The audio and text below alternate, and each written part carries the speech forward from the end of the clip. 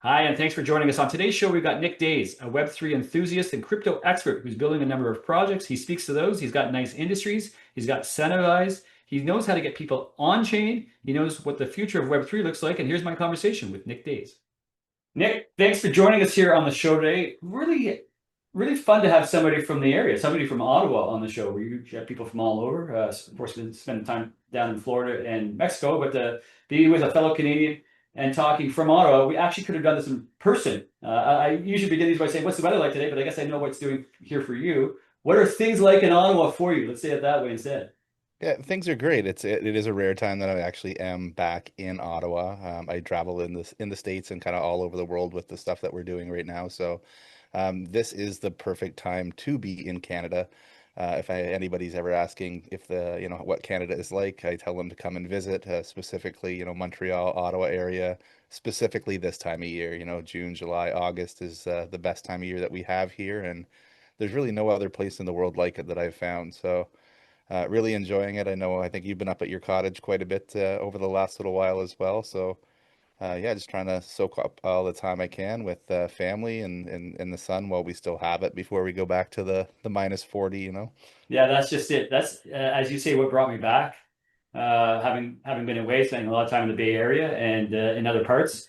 But it's just that it's the cottage season. So I spend a lot of time on the lake in the summer, as you say during the summer months, and a lot of time, well, Florida or Mexico a lot now during the winter time. So happy to be enjoying it here. Happy to be enjoying this time with you here today. So let's talk about what as we are. The introduction for today is we're talking Web3 and what's going on in the world of Web3. You've been at it for a while. And I'm going to hold you as a guru in the space for those listening that want to learn more. But let's begin by just talking about what we mean when we're saying Web3. For somebody listening right now says, "Hey, I got to know more about this. I got to understand what's happening in Web3 right now." What do you describe it to newbies, to people that don't know what Web3 actually is?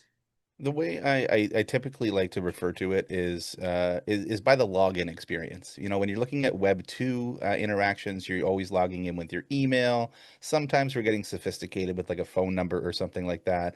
But typically it's like you log in with your regular traditional email and password. And it's on their servers. Now, with Web 3, the transition went into custody of funds and self custody of information. So when you're logging into something or when you're logging into something and it's using your crypto wallet or your Web3 wallet, I would consider that a Web3 product because you're not relying on an email source. You're relying only on the wallet that you own and control and have custody of to access that service. So anything that uses a wallet to sign in, I call Web3. Anything that uses an email to sign in is Web2.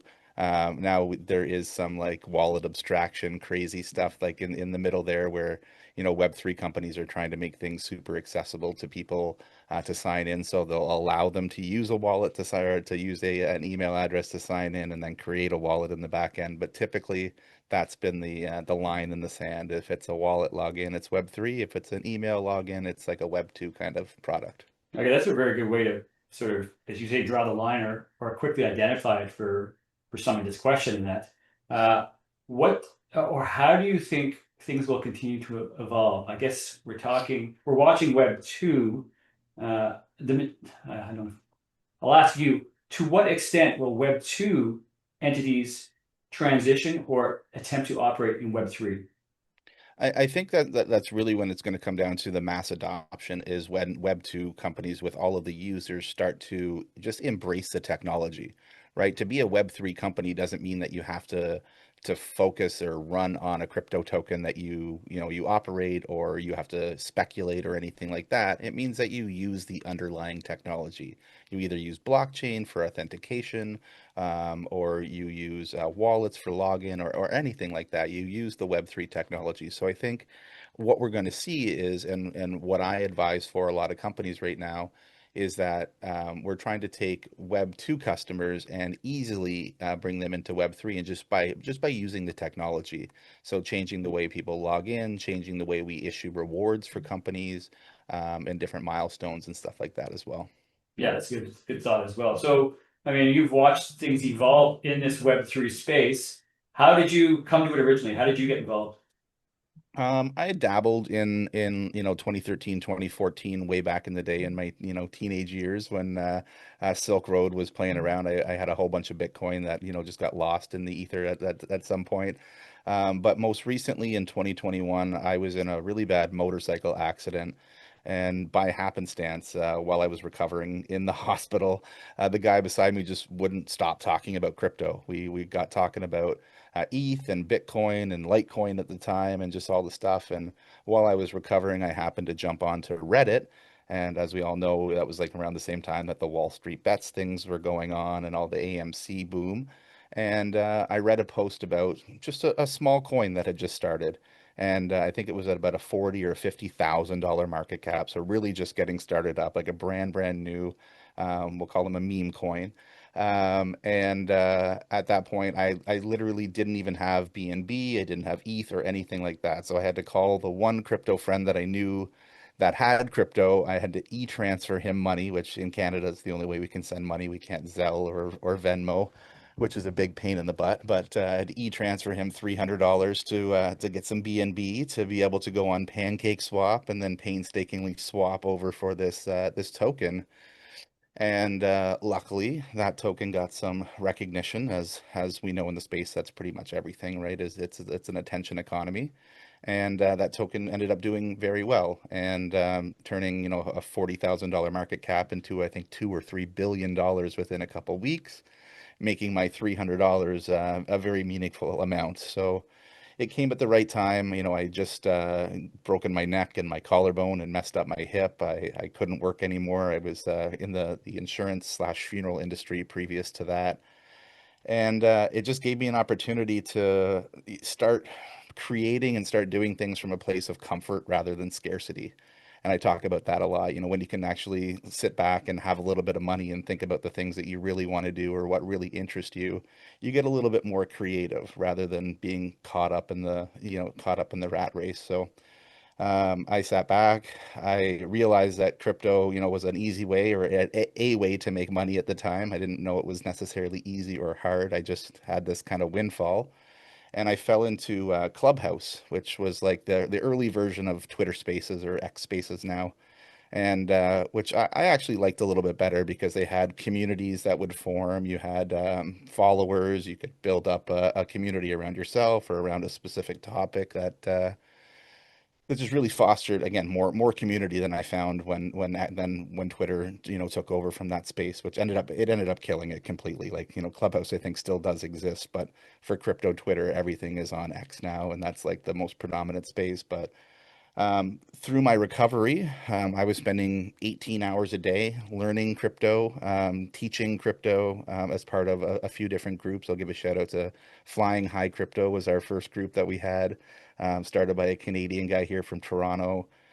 We had 50 moderators that would run the room 24 hours a day, every day. And it would just be a crypto AMA 101 space for people to come in and teach and learn.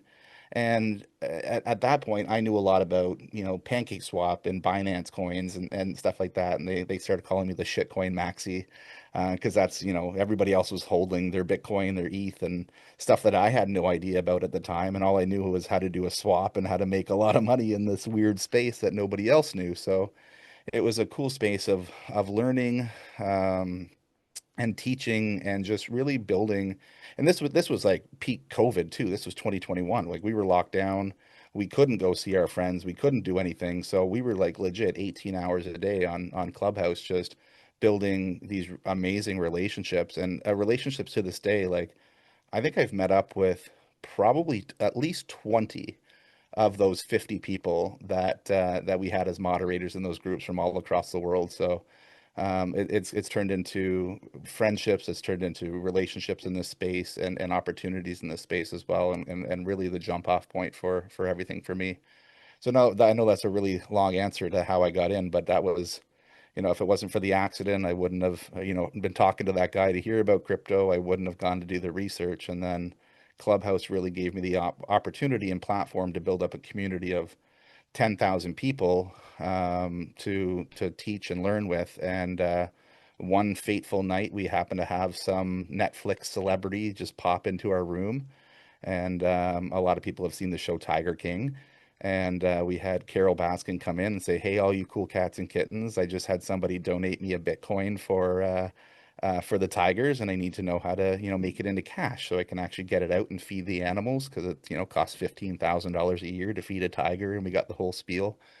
And I offered to help her. So we jumped offline and walked her through the process of getting onto crypto.com and offboarding and getting the signed up for the credit card and all that. And kind of, developed a advisorship relationship with her, and got to know what she was doing. And that kind of happened for a few months before the meme coin altcoin season kind of took off. And we saw the rise of tokenomics and some basic charity coins where people were donating a little bit of money of the community funds into that kind of stuff. And led me to approach her to say, "Hey, we should make the Carol Baskin coin, and we should make something that gives 3% of all the transactions back to the animals, because you're closed down now because of the television show and because of COVID. You can't bring in the 15 or $20 million you used to bring in every year. Why don't we look at this new digital avenue while we've got the attention on you in this attention economy and do something like that?" And she was hesitant, and because I think that was around the same time that all the Emacs stuff was going on with the Kardashian and Mayweather and Jake Paul and all that getting in trouble. So she was hesitant, and then we realized, it's meme coin world, and she doesn't own the name Tiger Queen and and all of that stuff as well. So we branded it Tiger Queen, and changed the tokenomics to be a really cool community-driven charity fund where people could come in and nominate local charities to distribute the funds to. Um, which led to us donating, I think, almost $250,000 to, I think, 20 or 30 different charities Wow. Hmm. all across the world, which was really cool because it wasn't just going to her, it was going to like a local food bank here in Toronto, or an animal rescue in Florida, or something that was actually going to do something in the individual communities that was close to somebody in our community so they could actually see the impact. And that crazy Web3 world led us into trying to digitize Carol's cats so that people could digitally adopt them and keep track of the adoption process. And that worked because it turned into a whole company called Nice that we now operate, that helps nonprofits connect better with their donors, provide more transparency, and have solutions and tools to raise more money and more effectively. So Web3 companies turn into bigger, real world companies that have more effect. Just like we were saying earlier, I want to see those Web2 companies start to embrace the technology, and that's what I like to do on a day-to-day basis for sure. And That's fascinating, as you say, because there's a multiplier effect, right? So even Web 2 to Web 3, and even as you described your progression through it, right? I mean, things continue to evolve. We could get metaphysical here. I mean, to think that you were in a serious accident and recovering, and that in itself that's taken you down this path, right? And the way you manifested so many of these things that you now see before you, right? It's just fascinating to think. You're also mentioning a lot of things for those listening that they might not understand as you talk about sort of the history of things. And I mean, I agree, Clubhouse was great, and it's amazing. I think that we don't talk Clubhouse anymore. We're talking, of course, Twitter Spaces more often than not now, and as you say, crypto Twitter. But for some of the things that you just mentioned, they might be more historical, like Pancake Swap. I mean, not that it can't still be done, but it's not the type of thing that people are using now. You did mention crypto.com, which maybe breaks me more to present day. For somebody listening, I mean, I get this question all the time, and I know people listening are going to say, yeah, you know, how do I get in? Like that initial entry for you, in the time when you Mhm. learned that sort of niche, that space, and you consulted and you show us how to do that now. In present day, if someone's saying, I want to on ramp, or I want to get some Bitcoin, I want to get some Ethereum, I want to get one of these coins you're describing, Yeah. how do they get on? What's the way to get on? It's recently become a lot easier. It used to depend on what state you would live in. You could get certain coins and not others.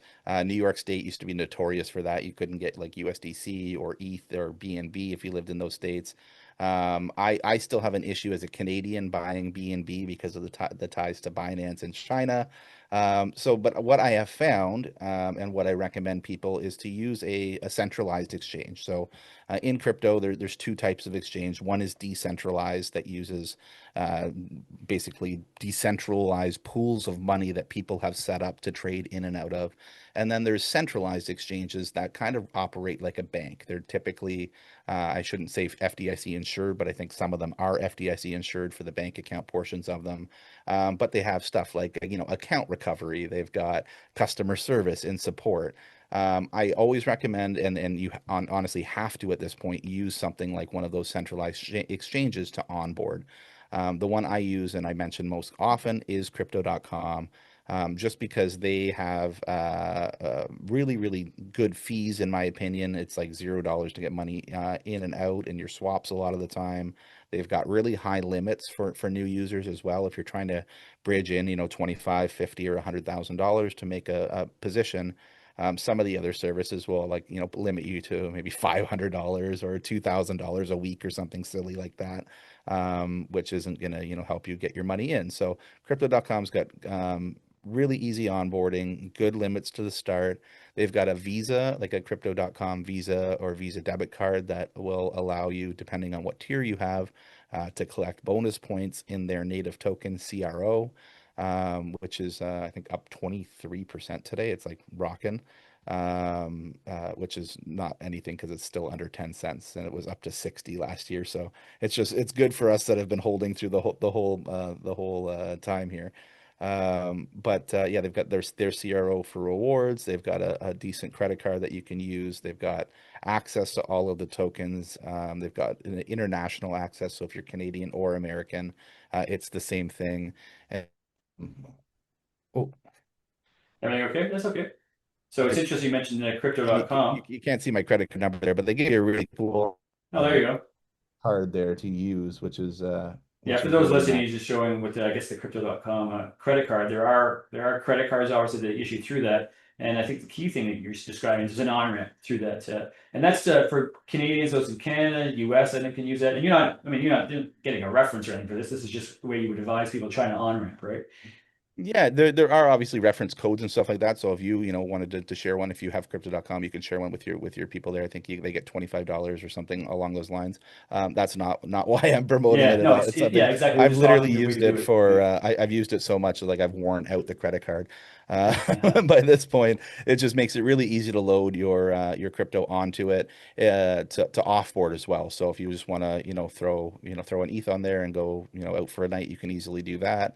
But in Canada, the e-transfer service off of it, there's no, I think the limit's like $25,000 a day off, or something along those lines, and then wire up to $700,000 a month. Like it's very non-restrictive. So yeah, very much what I recommend. Obviously, there's others out there. There's Coinbase and stuff like that. What I will recommend for people if they are newbies is you want to stay away from centralized exchanges that you cannot exchange off of. I know for a long time the forward-facing stuff like Robinhood or Wealthsimple, stuff like that would allow you to buy crypto. But the biggest thing with a centralized exchange is that you are not, even though it says those numbers on the screen, just like a bank says you have numbers on the screen of your money, it says you have a Bitcoin, or it says you have a couple ETH, or it says you have all of that money sitting in there.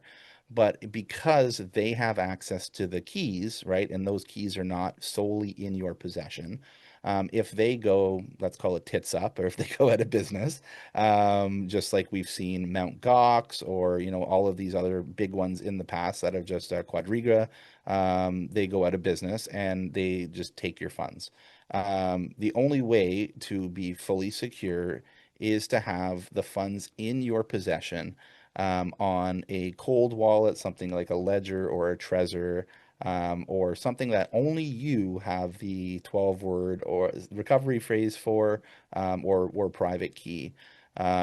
Exchanges are good for getting money on and off. And generally, the larger ones, crypto.com, Coinbase, Binance, they're great. You know, either we probably don't have any issues there, just like saying we wouldn't have any major issues with Royal Bank or TD or Scotia, right? But you never know what's going to happen, and we never know when it's going to, you know, something could collapse or there could be a breach that could affect us. So the path of or the best procedure would be to purchase the money or purchase the crypto on the centralized exchange and then bring it to a decentralized wallet that only you have access to and is completely within your control. But What would be an example of, so that's helpful as well. Actually, before I ask decentralized, for somebody listening in Asia, you know, or the other side of the world, would crypto.com or Coinbase still be a solution, or would you point them somewhere else, or do you have knowledge there? I don't have I don't have knowledge specifically in Asia. I know I would believe Binance would be an option over there because I know it's not an option here for a lot of people. So I would assume that would be the major option over there. So I can't speak to, you know, centralized exchanges, but for decentralized storage, something like a Ledger here, like a Ledger Nano S, that just easily plugs into a USB-C. And the only way then anything can come off of an account that's created here is you have to use these tiny little buttons to type in an 8-digit passcode in order for it to release the funds or to sign it. Nobody else can do that. So that's why this hardware wallet is the most secure. Anything else, like if you have a wallet, let's say that is a MetaMask or something on your phone that you've backed up with your recovery phrase, that wallet is still connected to the internet.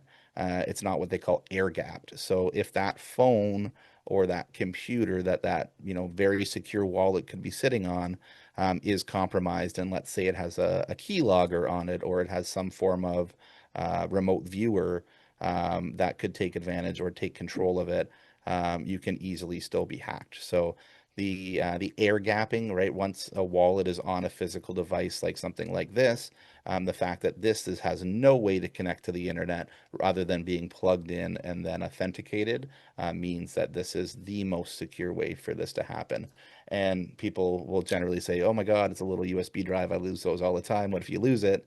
That's fine if you lose it. You still have your recovery phrase, you know, that's written down in a few different places and segmented very securely to go over. But the key is this authentication device that you have to have physical code, just like a lot of people have with their like LastPass devices, like their authentication keys for their works, right? That changes their hash code over every 30 seconds that they have to type in a different code. Very, very similar to having something like that, like a different level of authentication.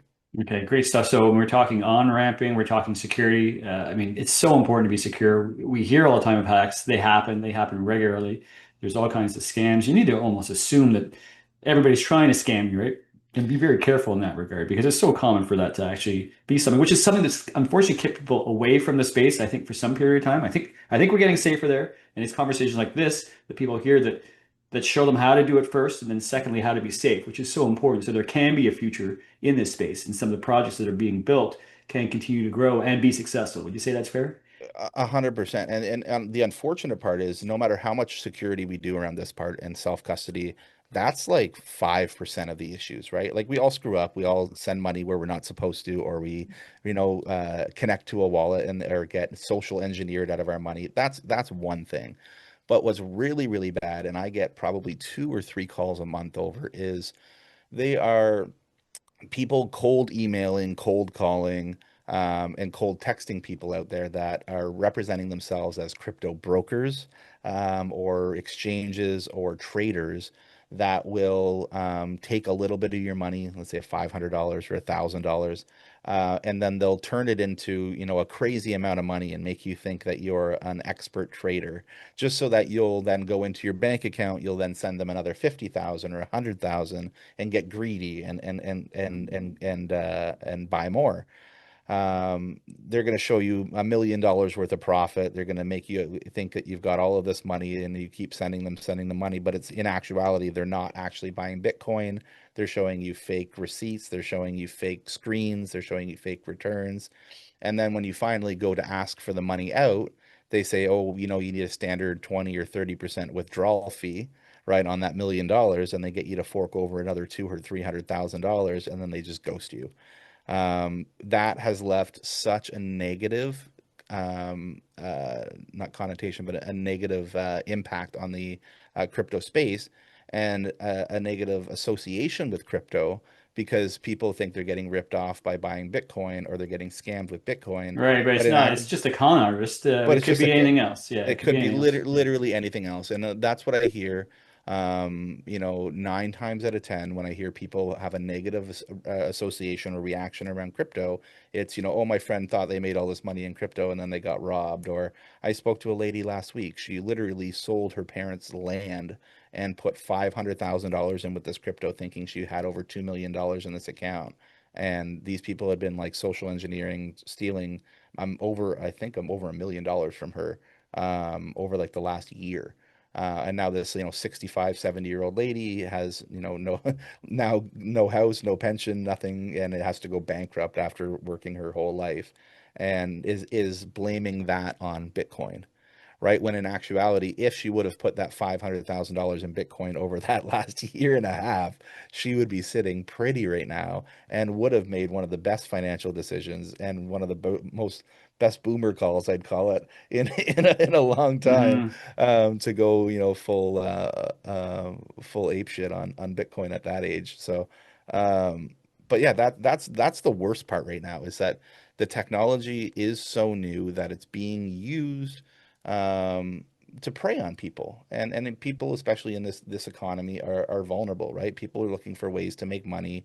People are looking for ways to make easy money because they hear of other people making easy money in crypto, and it's just really frustrating to be like, I've honestly at least a dozen times had to be the person to tell people that they've just lost, like, you know, hundreds of thousands of dollars, and they're not, you know, on cloud nine that they think they're on, because they've just been taken. And then they think I'm the bad guy, right? And then there's like this whole recovery thing where they'll call you a couple days later being like, "Hey, I heard you were scammed. We can recover your money." And it's just the same scammers from the other room calling them again. And it's just, they get caught up in it because I don't know. People are inherently trustful, right? And even me, right? It happens to everybody. We want to see the best in people. Everybody wants to make money. Everybody wants to make, you know, easy money, if that is something that even exists in this world. Um, you So know, yeah, definitely have to be aware of scammers, and that's a big part of it. Unfortunately, if you go in with that mindset, uh, and are open, eyes wide open to scammers, mhm. um, still prepared to take the risk involved because there are returns. Where is a good spot to actually participate? Where would you be steering people towards to actually participate? So that's why I say trusted sources. So trusted centralized exchange like crypto.com, right? Make sure you get your money in on something that you can understand. Then you want to take custody of your own funds on something like this ledger here, or at the worst case, a MetaMask or a Trust wallet that is very secure. And then you want to learn, right? And most of the mistakes and most of the money you will lose in this space is because you're just not knowledgeable enough, right? You miss a part of an address when you go to send money, you miss a memo key if you're sending a, you know, something like that, or you just don't read the instructions and you rush through. So there's always, you know, things that you want to make sure. If you're sending a large transaction, you're sending $10,000 to somebody, send them $1 first to make sure that you have the address right, right? It's just about being a little bit more careful, right? Just imagine you have all of your cash or all of your gold or all of your possessions squarely in your wallet, right? How secure, or how, you know, how many times are you going to grab your back pocket to make sure your wallet is still there and still secure, right? So you want to make sure that your digital wallet has the same kind of gravitas as the others. So just being Um, wise to it, right? So you move some funds on. What kind of projects are you involved in right now? Are there things that you've seen, or you can say to people these might be good ideas to look at?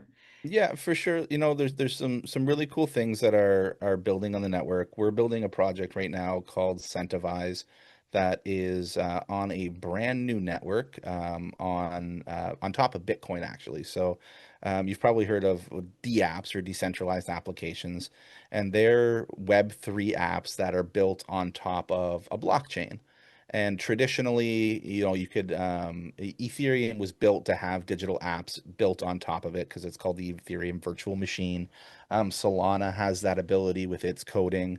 But Bitcoin, like the number one asset and what everybody's holding, doesn't have that ability because it's like older coded and all of that stuff. So there's a new network, or what we're calling a layer two, that's built on top of Bitcoin that uses Bitcoin and all of its security and all of the best parts of it to allow that building on top of it and allow the connection to the Ethereum virtual machine. And that chain is called Botanics. And I was fortunate enough at South by Southwest last year to meet the team from Botanics as they were just getting going. And they were just kind of, had the idea. They had just received their first funding, and they were looking for trusted developers to build things on their network to make sure that they were going to have a lot of users, to make sure that they were going to be successful. Because at the end of the day, we all know this is an attention economy, and it depends on how many people use the network and make sure that the funds are coming through and liquidity providing and all of that. So at first we had like a month or two to get going as they were building out, and that month or two turned into actually almost a year of building. So what we started out as, we wanted to make a meme coin that was focused around community growth and positive actions and stuff like that. We actually had the time to build a full scale application focused around positive impact, tasks, marketing, and incentivization through crypto. Because we noticed like there's a lot of platforms out there like Fiverr and Zeely and Galaxy and stuff like that, where it allows people to do tasks for specific things, but they weren't being rewarded. Like they would be rewarded in like NFTs and stuff like that, but not something that was like monetizable. So we had the idea to make our token, or make a token on this new network that would be widely used, called Sense. And we have an app called Centivized, or Centivized.io, that will allow people to either go on there and incentivize people to do positive impact tasks, to do marketing, to do content creation, or anything along those lines that they need done. So let's say, JP, you own a restaurant and you want, a whole bunch of 5-star reviews because you're brand new and you need a lot of Google attention. You could throw up $100 reward there for 100 people to go and do that task, and each of those people would receive $1 for, taking the minute out of their day to give you the 5-star Google review and make that real world impact. Or let's say you're doing a beach cleanup at your local beach down in Ottawa, and you want some helpers and you want to throw $200 up, or you've got some corporate sponsorship that wants to help out as well, which is a big part of what we're looking at.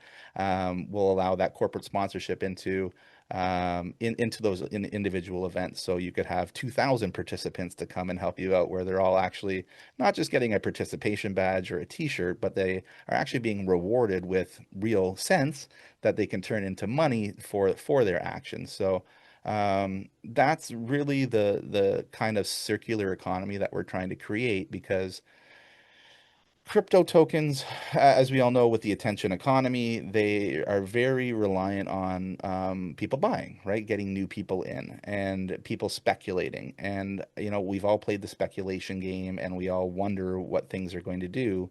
But if you actually create something, or create a use case or a utility for a token that makes it usable, and required for a service to run, right? It means automatically people are going to be buying it, and people are going to be buying it with this way. We've got $100 coming in and then $1 or $2 going out, trickling out. We've created this circular token economy, or tokenomics, we call it, to make sure that there's always going to be that constant buying pressure, even though that the rewards will be trickling out.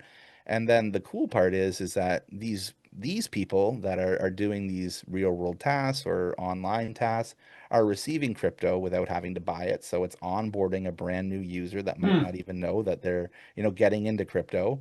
And then as that token increases in price, their $2 that they made for cleaning up the beach or creating the content might become $100 or $200 as our token goes up in price. So it not only allows people to be rewarded, but allows them to be rewarded in a currency that isn't deflating, like the US or the Canadian dollars being hit all the time, but something that will possibly inflate, and also be create financial literacy for them, teach them how to get in and trade it and get it back out to their wallet to use in real life. We've got some really cool roadmap items where we want to, eventually connect to debit, credit cards so that people can use in real life. We've got some really, really cool ideas for it. So, Well, that's a great um, way to onboard as well as we described this. So that's Centivized.io. Centivized.io, yeah, it's launching. I would say we're going to be live on the main network of Botanics within a couple weeks. They just came out with their mainnet release. There's all the little bits and pieces that have to go in to be launched properly, like swaps and charting and the proper assets and all of that. So we are very much at the finish line. It's been a really fun build out, and it's been really cool to be able to get creative at the end here as we bring on team members and advisors, just with different views and different opinions. It's been cool to adjust. So it's been a lot of fun. That sounds like an excellent project. So we'll have the details for that in all the show notes there as well. And that's, as you say, continues to grow now and incentivizing people to do certain things, which is really interesting. And I hadn't thought of it the way that you're actually even bringing people into Web3 in that regard as well. That's, I guess, one of the things we've talked about here today is how to get on board, how to get involved. And obviously, this is one way here. What does the future hold for this project and the other projects you're working on? What do the next sort of 6 months to a year look like for you? So the cool part with this is that we're launching with just the basic Web3 focus at this point. The feature rollout that we have set up, it will last about 6 to 8 months, with features rolling out like community involvement events, community funded, like GoFundMe style campaigns. We're working on all of that stuff in the background. So we're going to be pretty heavily rolling out features for the next 6 to 8 months. We want to grow this business to make as much impact as possible. We want to grow this token from the launch price of the 10 million where it's at. I'd love to see it in that 100 to 200 million dollar range. Obviously, no financial advice. We don't have control over that. But if you look at the liquidity pools that we're going to have, and the tokens that are available to be purchased, it's not going to take a lot to raise those prices. So I'm very excited to get the token launched, to get it trading, to see not only the speculative buyers just that are speculating on our success, but to see the buyers that are actually using the platform. Because even in testnet mode, like we had this running in testnet mode in two different variations over the last 3 or 4 months, and we had hundreds of tasks being done that had no financial reward, and people were just doing them just for the sake of doing them to get the points that were worth nothing. So once we actually have a monetization feature behind this, the leaderboard, the quest, everything that we're bringing out is just going to accelerate this so much. And we've got some really cool partnerships with very large media agencies. We're working with some large people over at actually I shouldn't say yet. So we're working with some very large people. Pre-announcements, your pre-announcements, Yeah, yes. But things are coming together, obviously. we've got some big announcements that I can't say quite yet, but we're working with some big people. We've got some great whales supporting us, which is the key on every project, to make sure that we've got a solid foundation, we've got a solid management structure, and honestly, the foundation of a good business leader, right? A lot of people create tokens that have zero business skills. They have zero idea. They just, have a meme or something like this. But the ones that have the long-term success are the ones that actually have, a long-term vision, and they have the ability to pull it off. And I believe I've assembled that group of people, and I'm very excited for it. So Oh, that's that, great stuff. I look forward to watching the future success of that as well. We'll obviously have all that in the show notes as well. And as you say, I mean, there are people building, and some of these things are going to be yours. A lot of these things will disappear, but some of these projects are very much going to be sort of the next, as Web3 develops and sort of as this space evolves, will be the next big thing. If you were, again, this is a long shot question, I know, but if you were to look and think, like Bitcoin, like you played around with Bitcoin way back in the day, um, other than Centivized, obviously, which will be something that gains traction and continues to grow. Like this space is not going away. Crypto is not going away, right? So, what do things look like in 3 to 5 years? How are we, if we're from this conversation today, saying again, other than buying cents, incentivized, um, what should people listening now that if we could time travel and we're telling them to do in 2012, what should they be doing? What are good steps to be taking for for the future? Buy Bitcoin for sure. Buy Still buy Bitcoin, Bitcoin, but yeah, still buy absolutely. Bitcoin. Honestly, keep buying Bitcoin. Looking at everything, all of the XRP people have been telling us for the last 5 years, XRP is going to be integrated into all the banks, into all the credit cards, into the Swift and all of that. They haven't been lying, right? XRP is a great asset. We've seen it do I think a 3 or 4x in the last 12 months because of that. And now you look at a lot of the governments integrating it into their banking systems, like people were saying. So I think what we really, really need to keep an eye out for, and like for early signals, is that integration, right? And this goes back to how do we get more people into Web3?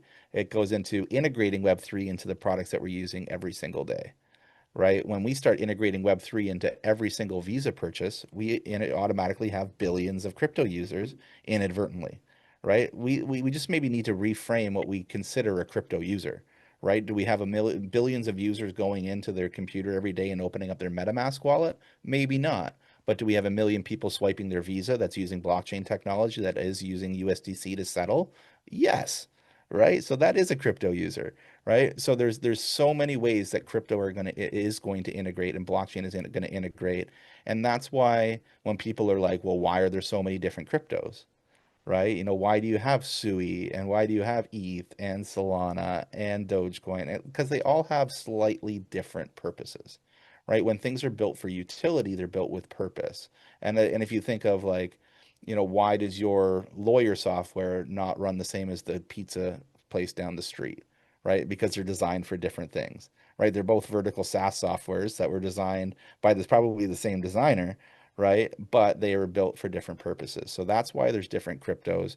And the early signals there's going to be, people saying, "Hey, we're going to be implementing XRP into this next," or "Hey, we're going to allow Bitcoin to do all of these things that it couldn't before, which should positively impact the price." So my advice would be look for future integrations before they happen, bet on them early, have conviction, and hold, right? Don't chase trends. Don't chase meme coins. It's you can make a It's lot a of fool's money. game, though. Yeah, I mean, there's opportunities certainly, but make sure that's play money, Yeah, and yeah, if you and hit I can, something for fun, great, but don't bet the farm. Literally, like you described, literally bet the farm on that. Stay with some of these things and have a certain percentage allocated to it. So, but you're saying Bitcoin certainly, and XRP, interestingly, fix Ethereum clearly. yeah, Um, what Solana. else? Solana. So you think that'll still stick around, and you don't see that fading at all? I think it still sticks around at this current level. I don't know how much of a pump it's going to get more this cycle. Like I could see it regaining that 250, maybe up to 300. But it lost a lot of volume. Um, when all the Trump stuff happened, when Hmm. Trump and Melania, that pulled a ton of money out of the ecosystem, and out of a lot of the tokens. And personally, I don't think everything's even still come close to recovering from that liquidity extraction quite yet. So really looking forward to an altcoin season. But that's why when we were building Centivized, I refused to build a token that didn't have utility, right? I didn't want something that was going to be dependent on the entire market. I wanted to build a product that was going to be so useful, and so needed in the space that people would use it regardless of the market conditions, which would mean people would have to buy the token, which mean the price would go up. So, when we build things for people to use, and this is just one product for Sense to use, right? We've got, and this again, roadmap, features, everything else. This is just one thing that the Sense token is going to be used for. There will be more, and it is going to be successful. There's nothing that's going to stop me. I love it. And I love your mindset as well, which is great. And in fact, that maybe takes me to sort of the last type of question I like to ask as we wrap up the shows, because I hear that mindset. It took you from again, from really dire circumstances, a serious injury to the point where you've gained an expertise in this space. You build in this space, and you build inspiring products, obviously with real use. Um, and so, I'd like to ask you, sort of in closing what moves them? What inspires them? I mean, clearly you're somebody that is an inspired person, clearly somebody that is building things that we'll continue to see in the future. Um, what's a lesson or something you learned along the way, something that sort of has inspired you, that, has given you that motivation, that you could pass along to somebody here listening today, as they carry on through the rest of the day, the rest of the week after this show drops. Yeah, I have this talk with a lot of people, and it's really about motivation. It comes down to motivation. It comes down to accepting that you need to be out of your office. You need to be in rooms with people that can make a difference. You need to be on the road. You need to be sharing. You need to be constantly sharing what you're doing, refining what you're doing, and becoming a better person. That's all I can say. You can't scream from your office. You can't scream from a street corner where you're just going to sound like a crazy person, right? You need to be out there. You need to be learning. You need to listen. You need to provide more than you get, like more than you expect to receive. Like I've spent 4 years going to different, well, at least 4 years now, going to different crypto events, different parties, different galas, mixers, with no expectation of return. To learn, to build my network, and now that we've got Centivized, and now that we've got Nice, we've got everything that we're doing, I've got the opportunities to actuate on all of those connections that I have and all of those relationships that I've built. And I take that direct from Gary V. His, jab, jab, jab, right hook. And it's like provide, provide, provide. And then when you need people or you need to take that right hook and activate, you've got everything you need right there. Um, just yeah, that's all I can see. Just get out there, just constantly be learning, be willing to pivot, be willing to fall down on your face a million times, and be told you're crazy. Just have conviction, man. Just if you really believe in what you're doing and you know in your heart that it's like what you want to be doing and it really serves your purpose, nothing can stop that. I love it. Nick, that's great. Thanks so much for being here. Thanks for that sharing. Thanks for talking about the projects that you've worked on and sharing some Centivized. Look forward to watching the future success of that as well. Thanks for being here. I look forward to having you next time on the Millionaire's Lure. Thanks so much for having me, man. Appreciate it.